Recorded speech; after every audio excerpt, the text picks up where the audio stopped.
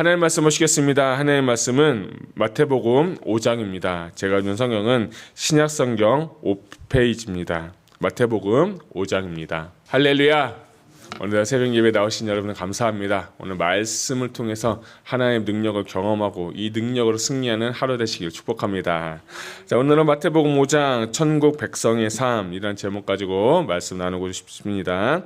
저는 이 마태복음 5장을 크게 4개의 단락으로 나눴는데요. 1절부터 12절은 팔복, 13절부터 16절은 소금과 빛의 사명, 17절부터 20절은 율법의 완성, 그리고 21절부터 48절까지는 율법의 정신, 이렇게 제가 4개 단락 나누고 제목으로 한번 저는 붙여보았습니다. 자, 오늘부터 우리가 이제 읽은 말씀은 우리가 잘 아는 이제 산상수훈이라고 해서 마태복음 5장 그리고 6장, 7장에 이 산상수훈이 나오는데 이것을 우리가 이제 볼 텐데요. 우리가 저번에도 말씀드린 것처럼 이 마태복음을 쓴 목적은 뭐냐면 이 마태가 누구를 위해서 썼냐면 유대인들을 위해서 썼다고 했습니다. 그러니까 유대인들 한번 생각하면 어떤 사람이냐면 유대인들은 말씀에 정통한 사람이에요. 정통 유대인은 13세, 12세 이제 성인식을 하기 전까지는 모세 오경을 달달달달 다 외운 사람이에요.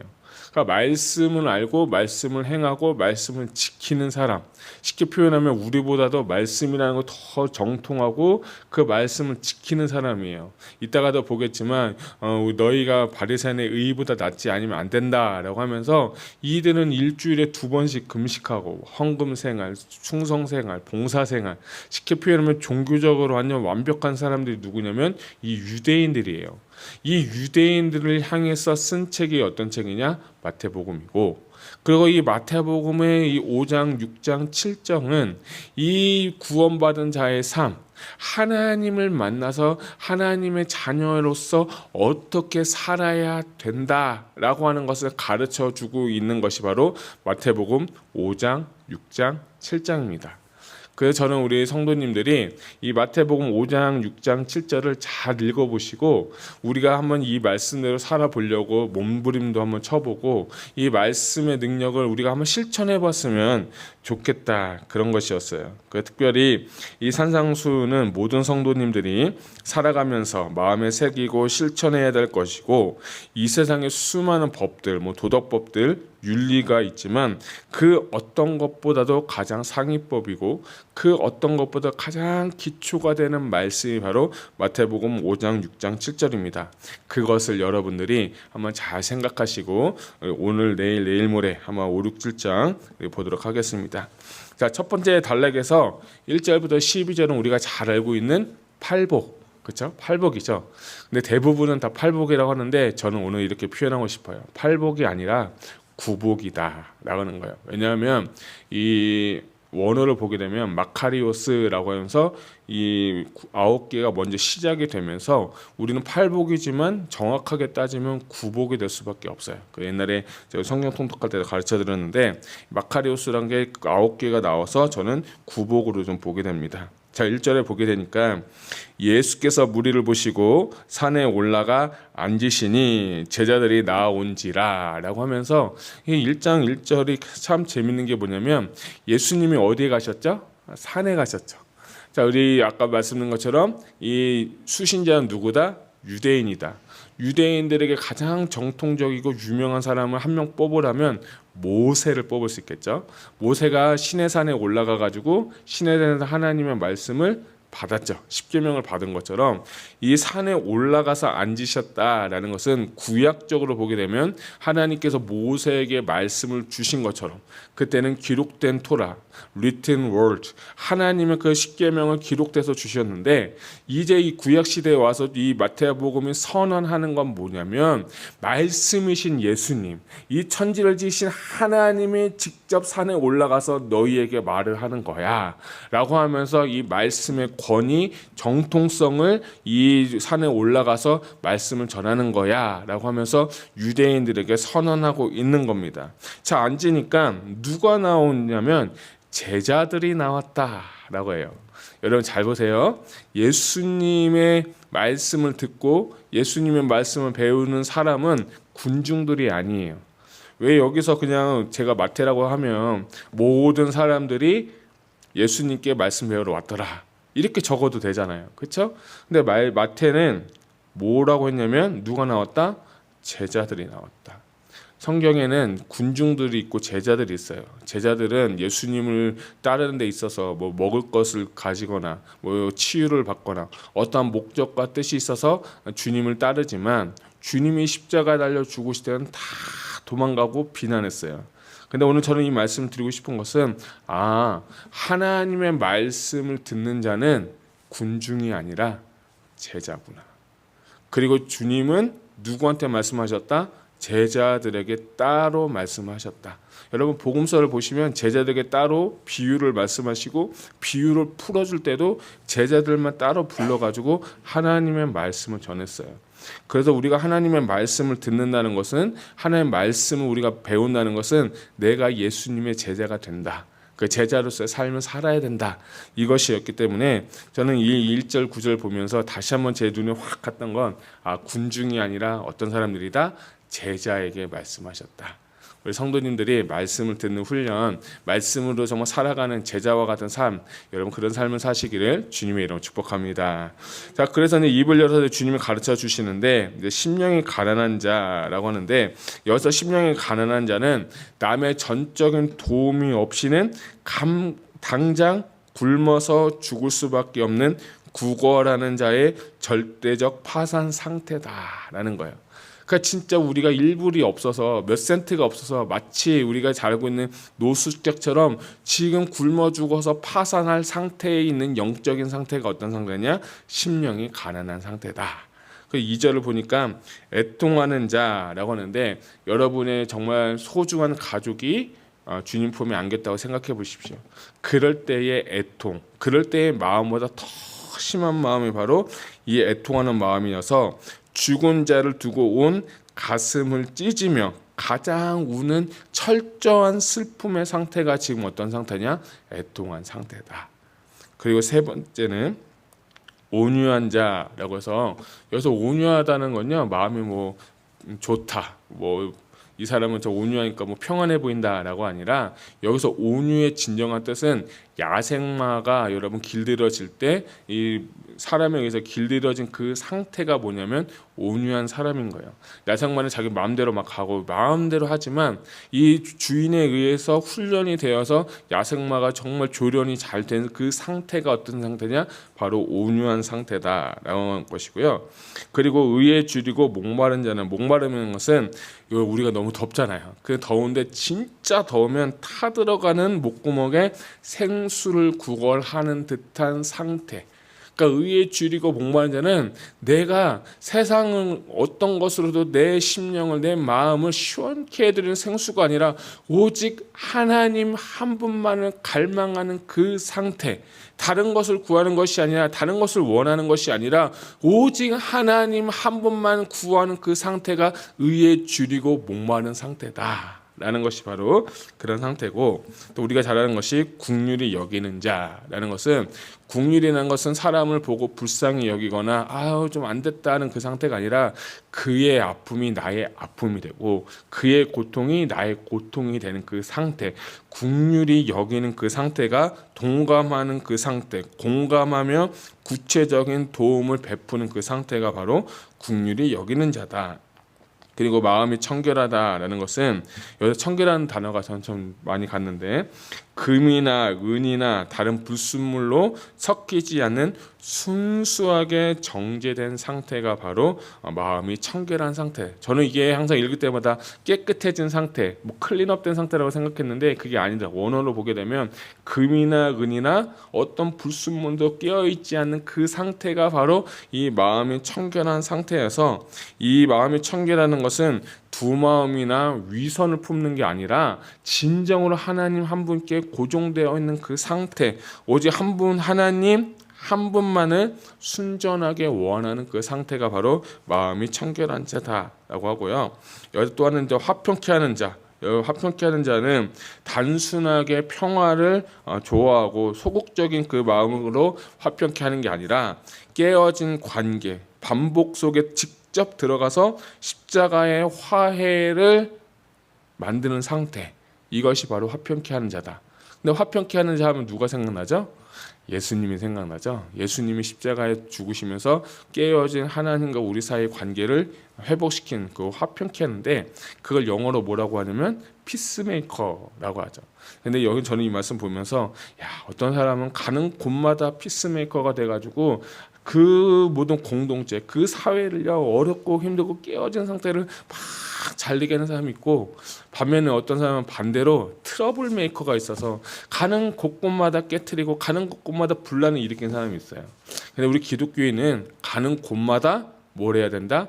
피스메이커를 해야 된다.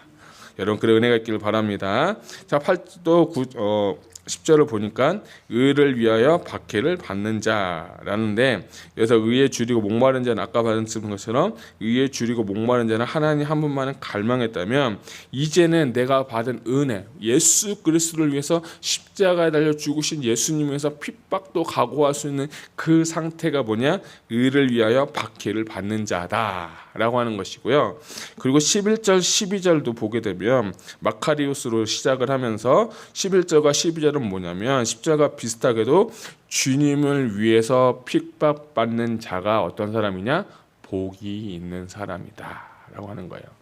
자, 근데 여러분, 여기서 계속 우리 팔복하고 구복을 얘기하는데, 우리가 생각하는 복, 우리가 추구하는 복하고 예수님이 원하시는 복은 굉장히 조금 사뭇 다르다라는 것을 좀 볼 수가 있어요. 우리가 사업도 잘 되고 자녀들도 잘 되고 우리가 건강하고, 이런 복이 우리가 진짜 복인데, 주님은 오늘 뭐라고 말씀하시냐? 심령이 가난한 자, 마음이 청결한 자, 의에 죽으로 목마른 자, 이런 사람이 복이 있다는 거예요. 더 나아가서 마지막 결론적으로 하고 싶은 말씀은 뭐냐면, 너희가 나 때문에 핍박을 받고 너희가 나 때문에 복음을 전하다가 욕을 먹고 핍박을 받는 것은 그것 자체가 무엇이다? 복이라는 거예요. 자, 그래서 12절 한번 볼까요?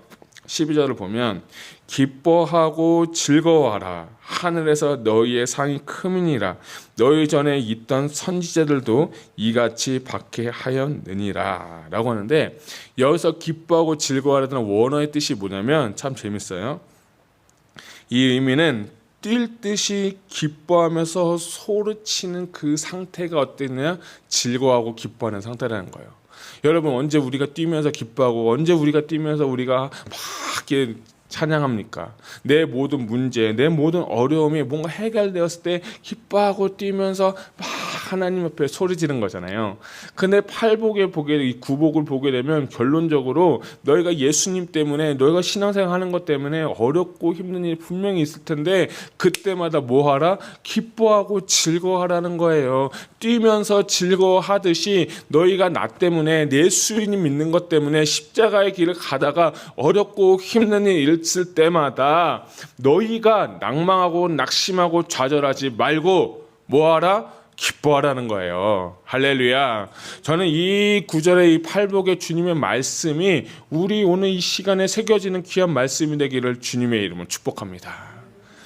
근데 저는 이 팔복 말씀을 많이 보고 설교도 많이 여러분 들었지만, 오늘 이 팔복 말씀에 있어서 왜 이것이 우리가 안 될까, 이것을 가로막는 것은 무엇일까라고 제가 좀 기도하면서 준비하는데, 딱 하나예요. 그건 뭐냐면, 우리가 교만하게 되면 팔복 혹은 구복을 누릴 수가 없는 거예요. 잘 보세요.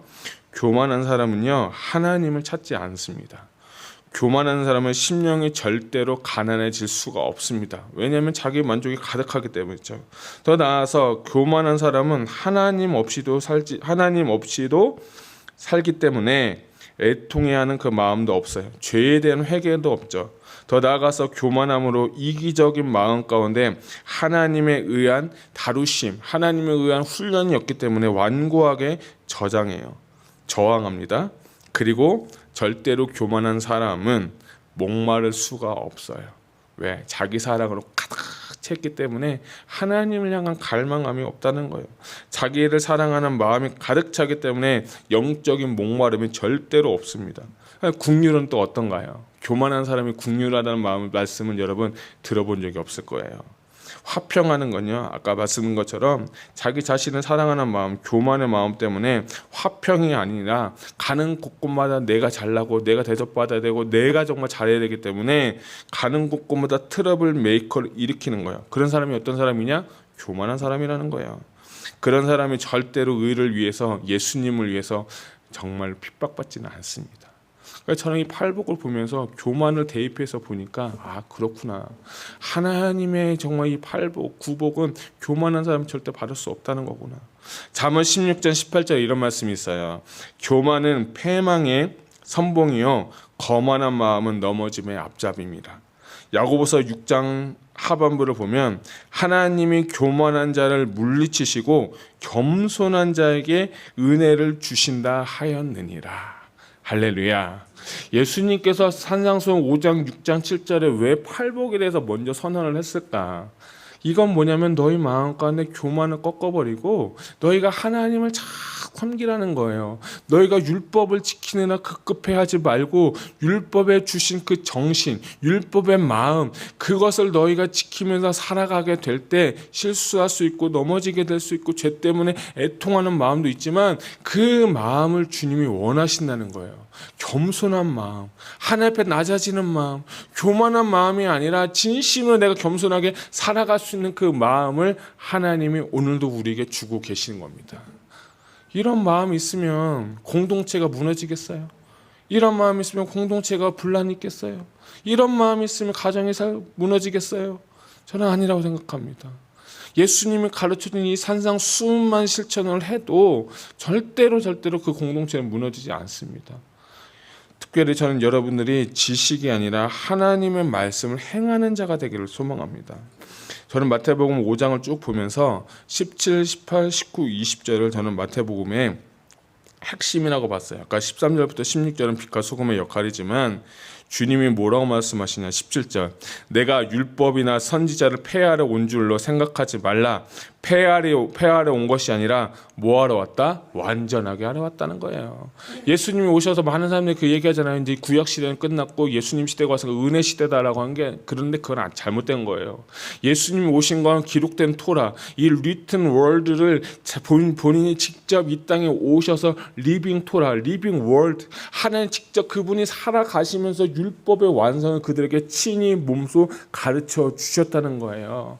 율법을 지키면서 나는 지켰으니까 저 사람은 정죄하고, 나는 금식했으니까 저 사람은 금식 안 하니까 뭐라고 하고, 그런 정죄하고 판단하는 교만한 삶을 사는 것이 아니라 율법의 정신을 무엇인지 깨닫고 너희가 직접 율법을 살면서 살아가라라는 것이 주님의 마음인 것 같아요. 그 율법을 폐하는 게 아니라 율법을 완성했다는 건 저에게 주시는 은혜는 뭐냐면 율법을 지키면서 살아라는 거예요. 그래서 20절에 보게 되면, 죄송합니다, 19절에 보게 되면, 맞나요? 죄송합니다. 그게 아니고죠. 자, 다시 한번 보거든요. 네, 이게 잘못된 것 같은데요. 네. 갑자기 왜? 어쨌든 주님은 뭐라고 말씀하시냐면, 누구든지 계명 중에 작은 것 하나도 버리고 또 그같이 사람을 가르치는 자는 천국에서 지극히 작다 일컬음 받을 것이고, 누구든지 이를 행하며 가르치는 자는 천국에서 크다 일컬음을 받을 것이다. 19절 말씀이네요. 19절 말씀을 보면서 전 19절에 보게 되면 행하면서 가르치는 자, 가르치기만 하는 사람은 천국에서 작다고 하는 거예요. 교만한 사람은 지식이 많으니까 가르치는 걸 잘해요.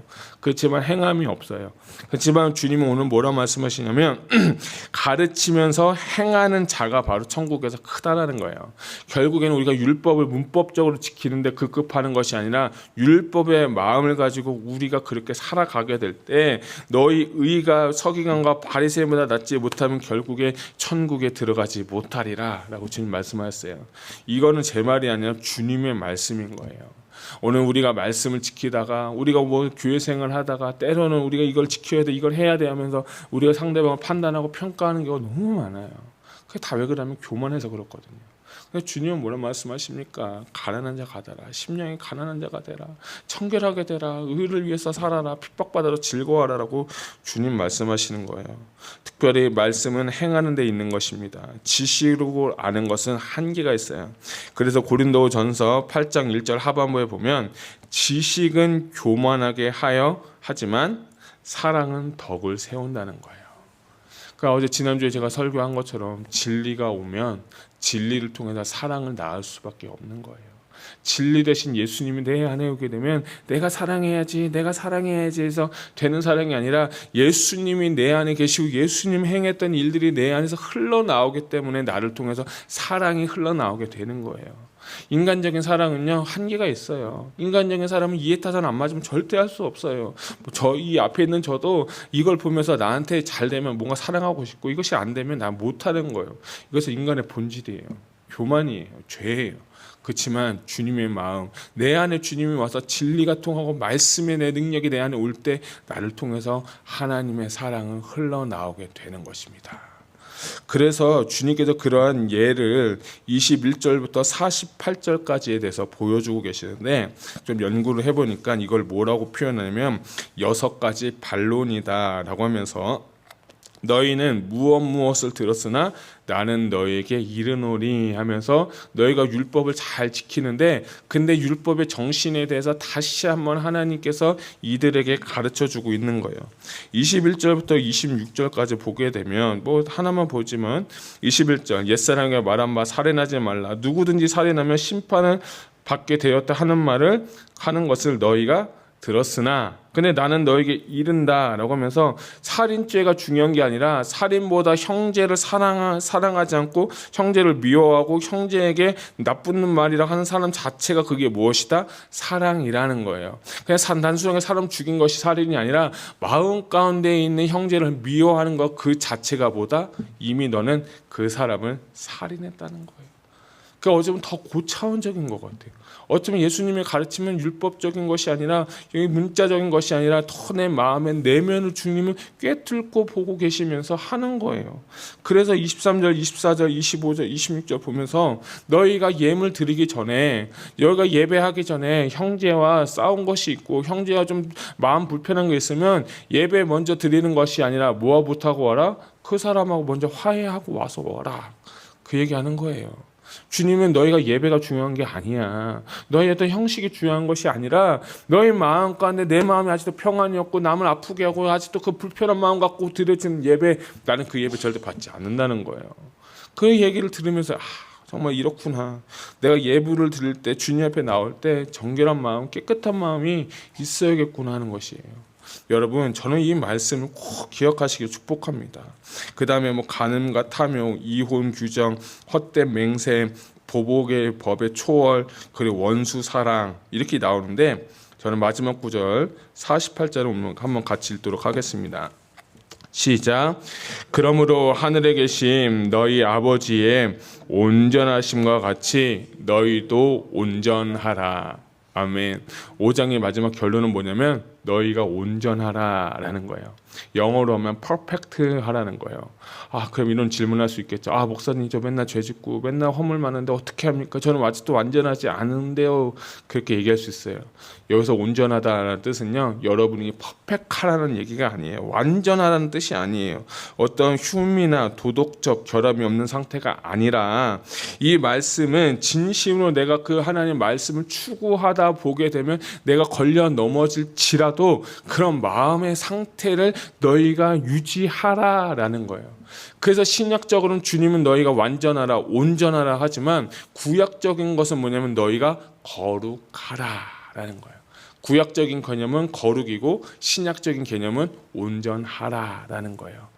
온전하게 되는 것, 거룩하게 되는 것은요 내 힘과 능력이 아니라 정말 이 어떤 이익을 가지고 얄팍한 마음으로 사랑을 표현하는 것이 아니라 내 마음과 전심을 다해서 온전해지고 거룩해지고 노력하는 그 상태로 너희가 오늘 하루 살게 되면 이런 은혜를 주겠다라고 주님은 결론적으로 말씀하고 계시는 거예요. 저는 이 5장의 말씀이 너무나도 은혜가 됩니다. 여러분, 우리가 주님께서 온전하라고 하셨다면 우리가 온전함을 이룰 수 있는 오늘 하루가 되시기를 주님의 이름으로 축복합니다. 그래서 많은 자들에게 빛과 소금의 역할을 잘 감당하여서 하나님께 영광 돌리는 오늘 하루 되시기를 축복합니다. 기도하겠습니다.